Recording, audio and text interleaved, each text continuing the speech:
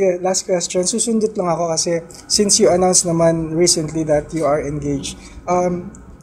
When it comes to wedding plans, kamusta yung pag-prosper nito? Are there any developments? Actually, we're planning. Okay. This year. This year? Yeah. Okay. So maybe late this year na. Yeah. Yes. May planchado na ba? In the process na siya actually. Yeah. Oo. Malapit na. Malapit na.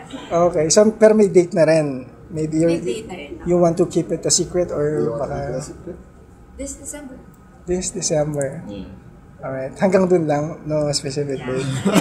Okay. Ito na lang.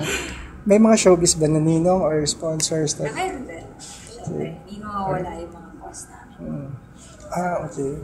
Pagdating sa mga kapwa-artista, meron din ba? Yeah, meron na. Oo. Dahil nag-announce na nga si Ate Chris. Oo nga.